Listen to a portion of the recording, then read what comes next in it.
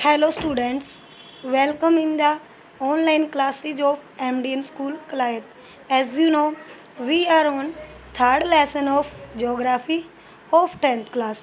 आज हम 10th class का ज्योग्राफी का थर्ड लेसन के दीर्घ उत्तरात्मक प्रश्न पढ़ेंगे।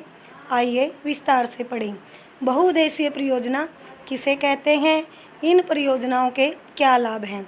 जब नदी पर बांध बनाकर उसके जल का एक स्थान पर भंडारण कर लिया जाता है, कहने का अर्थ है जब नदी पर बांध बनाते हैं तो उस जल को एक स्थान पर इकट्ठा कर लिया जाता है और उसके एक साथ ही अनेक उद्देश्यों की पूर्ति की जाती है, उसे बहुउद्देशीय परियोजना कहते हैं। दामोदर घाटी परियोजना भारत की पहली परियोजना थी। इन परियोजनाओं से निम्नलिखित लाभ हैं। आइए विस्तार से पढ़ें। बाढ़ों पर नियंत्रण। इन परियोजनाओं से नदियों के जल को नियंत्रित करके, यानी जो नदियों का जल है उस जल को नियंत्रित करके एक स्थान पर क्या है, उस जल पर नियंत्रण करके एक स्थान पर एकत्रित यानी इकट्ठा कर लिया जाता है और इससे इन नदियों से क्या है, इन नदियों से बाढ़ों द्वारा मचाई जाने वाली तबाही पर रोक लगाई गई है। कहने का अर्थ है जब नदियों के पास क्या है, बांध बनाकर उस पानी को क्या है इकट्ठा कर लेते हैं और क्या है, और जो नदियों में बाढ़ आती है तो उसका बाढ़ों का पानी भी वहाँ क्या है इकट्ठा कर लिया जाता है, ताकि क्या है जो बाढ़ द्वारा जो तबाही मचाने पर क्या है रोक लगाई जाती है। इसलिए क्या है बाढ़ों पर नियंत्रण किया जाता है।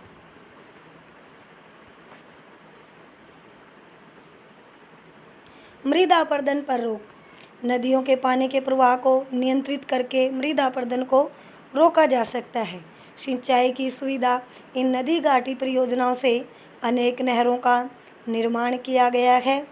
इन नहरों द्वारा सिंचाई की प्यासी धरती की प्यास बुझाई जा सकती है और इंदिरा गांधी नहर इसका मुख्य उदाहरण है। पर्यटन को बढ़ावा। इन नदी घाटी परियोजनाओं के निकट सुंदर पार्कों का निर्माण किया गया है और लोग इन बांधों के पीछे बनी सुंदर झीलों को देखने के लिए आते हैं। विद्युत उत्पादन। सभी नदी घाटी परियोजनाओं से जल विद्युत का उत्पादन किया जाता है। कहने का अर्थ है जो नदी घाटियाँ परियोजना बनाई गई है, जो बांध बनाए गए हैं, तो वहाँ क्या है जल विद्युत यानी बिजली बनाई जाती है और जो कि वर्तमान समय में ऊर्जा का सबसे अच्छा साधन माना जा रहा है। मत्स्य पालन। इन नदी घाटी परियोजनाओं के पीछे जो बनी बड़ी बड़ी झीलों में बड़े पैमाने पर मछली का पालन किया जा रहा है, जो कि देश के लिए एक प्रमुख आर्थिक संसाधन है। नौका परिवहन। बहुउद्देशीय नदी घाटी परियोजनाओं के अंतर्गत नदियों और नहरों के अंतरस्थलीय नौका परिवहन की सुविधा मिल जाती है और भारी सामान के परिवहन के लिए ये सबसे सस्ता साधन है। इन्हीं कारणों से इन बहुउद्देशीय नदी घाटी परियोजनाओं को आधुनिक भारत के मंदिर कहा जाता है। हमारा सेकंड क्वेश्चन है, भारत में विद्युत शक्ति और सिंचाई के विकास में नदी घाटी परियोजनाओं के महत्व का विश्लेषण कीजिए। ऐसी नदी घाटी परियोजनाएं जिनसे एक ही समय में अनेक उद्देश्यों की पूर्ति हो। कहने का अर्थ है भी जो ऐसी नदी घाटियाँ की जो बनाई गई हैं भी एक ही समय में अनेक उद्देश्यों की पूर्ति हो, यानी कि अनेक लाभ हों और अनेक उपयोग में उद्देश्यों के लिए अनेक उपयोग में लाई जा सके, बहुउद्देशीय परियोजनाएं कहलाती हैं। इन योजनाओं से प्राप्त होने वाले लाभ इतने अधिक हैं कि इन्हें आधुनिक भारत के तीर्थ कहा जा सकता है।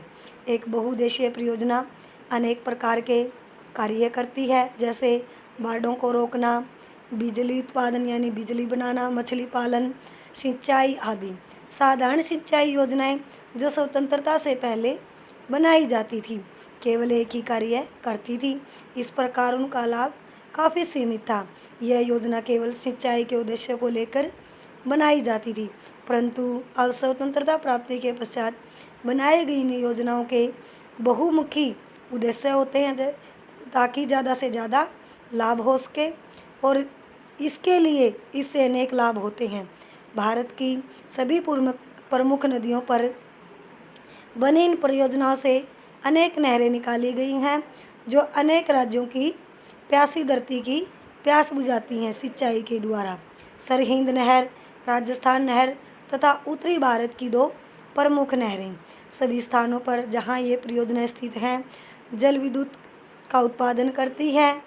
और दामोदर घाटी परियोजना 104 मेगावाट जल विद्युत का उत्पादन करती है, जबकि जो हीराकुंड बांध की विद्युत उत्पादन क्षमता 270 मेगावाट है। कहने का अर्थ जो पानी से बिजली बनाई जाती जो जल विद्युत। और कोसी परियोजना से 20 लाख किलोवाट विद्युत उत्पन्न होती है। और भाखड़ा बांध से प्रतिवर्ष 1204 मेगावाट जल विद्युत पैदा की जाती है। हमारा थर्ड क्वेश्चन है, हिमालय से निकलने वाली नदियों और प्रायद्वीपीय पठार की नदियों से अंतर स्पष्ट कीजिए।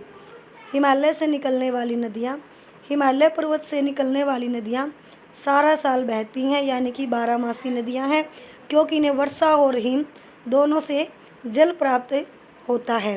प्रायद्वीपीय पठार की नदियाँ, प्रायद्वीपीय भारत की नदियों को मानसून वर्षा द्वारा जल प्राप्त होता है, इसलिए ये नदियाँ शुष्क ऋतु में सूख जाती हैं। इसे क्या है, मानसून नदियाँ भी कहते हैं।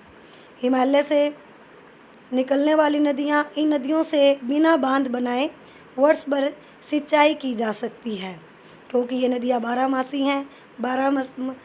12मासी नदियाँ हैं। इसमें क्या है, इन नदियों में क्या है, 12 मास तक क्या है, पानी बहता रहता है।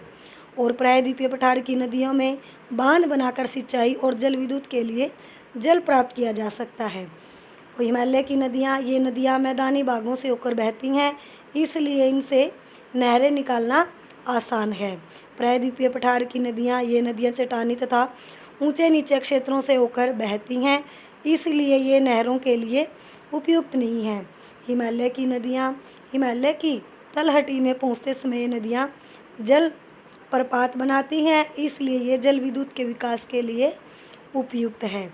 और प्रायद्वीपीय पठार की नदियाँ तीव्र ढाल बनाती हुई चलती हैं, इसलिए इन पर स्थान पर बांध बनाकर ही जल विद्युत पैदा की जा सकती है।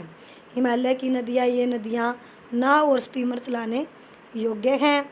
और प्रायद्वीपीय पठार की नदियों में केवल डेल्टाई भागों में ही नाव चलाई जा सकती है। फोर्थ क्वेश्चन, वर्षा जल संग्रहण के क्या उद्देश्य हैं। कहने का अर्थ है जो बारिश का पानी का संग्रहण करना, इकट्ठा करने का क्या उद्देश्य है। वर्षा जल संग्रहण के निम्नलिखित उद्देश्य हैं, जल की बढ़ती मांग को पूरा करना, धरातल पर बहते जल की मात्रा को कम करना, सड़कों को जल भराव से बचाना, यानी कि जो सड़कों पर पानी इकट्ठा हो जाता है, और बौम जल को इकट्ठा करने की क्षमता तथा जल स्तर को बढ़ाना। कहने का अर्थ है जो बौम जल स्तर है, यानी कि ज़मीन के नीचे क्या है, पानी को इकट्ठा करने की अक्षमता बढ़ाना, और बौम जल प्रदूषण को घटाना, और बौम जल की गुणवत्ता को बढ़ाना।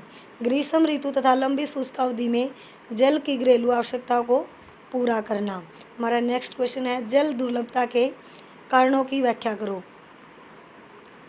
जल दुर्लभता के मुख्य कारण इस प्रकार हैं, जल संसाधनों का अतिशोषण। कहने का अर्थ है जो जल संसाधनों का ज़्यादा प्रयोग करना, बढ़ती हुई जनसंख्या की मांगों को पूरा करने के लिए अधिक उत्पादन की आवश्यकता पड़ती है। अनाज का उत्पादन बढ़ाने के लिए जल संसाधनों का अतिशोषण करके, यानी ज़्यादा से ज़्यादा प्रयोग करके सिंचित क्षेत्र बढ़ाया जा सकता है, और शुष्क ऋतु में भी खेती की जा सकती है। जल संसाधनों का अधिक प्रयोग, कहने का अर्थ है भाई जो जल संसाधन है उनका अधिक से अधिक प्रयोग करना। जल संसाधनों जैसे कुएं और नलकूपों का अधिक प्रयोग करने से जो भूमिगत जल का, जो ज़मीन के नीचे जल है, उसका स्तर बहुत नीचे चला जाता है। कहने का अर्थ है जो पानी की जो भूमि जल स्तर है वो पानी की गहराई में ज़्यादा नीचे चला जाता है, और जो पानी का स्तर है वो नीचे गिर जाता है, जिससे हमें जल दुर्लभता की स्थिति का सामना करना पड़ता है। औद्योगिकरण और शहरीकरण, स्वतंत्रता के बाद भारत में तेज़ी से औद्योगिकरण और शहरीकरण हुआ है। कहने का अर्थ स्वतंत्रता के बाद नए नए उद्योग विकसित हुए हैं और नए नए शहरों का निर्माण हुआ है, और उद्योगों की बढ़ती हुई संख्या के कारण अलवणीय जल कौन सा, जो जल प्रयोग में लाया जाता है और अलवणीय जल संसाधनों पर दबाव बढ़ा है, जिससे जल दुर्लभता की स्थिति पैदा हो गई है। जल की गुणवत्ता के नष्ट होने के कारण से भी जल दुर्लभता की स्थिति पैदा हो जाती है। पिछले कुछ समय से ये चिंता का विषय बनता जा रहा है कि प्रचुर मात्रा में जल उपलब्ध होने के बावजूद भी यह घरेलू और औद्योगिक अपशिष्टों, रसायनों, कीटनाशकों और उर्वरकों के कारण मानव उपयोग के काबिल नहीं रहा।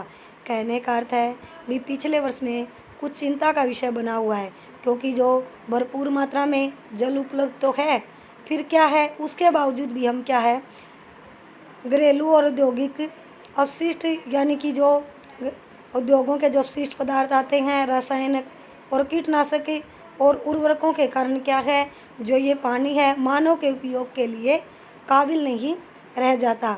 आज हम यहीं तक पढ़ेंगे। हमारे 3rd लेसन के जो दीर्घ उत्तरात्मक क्वेश्चन है वो कंप्लीट हो चुके हैं। आप इनको क्या है अच्छे से लर्न करोगे। Thank you students, have a nice day. घर पर रहें, सुरक्षित रहें।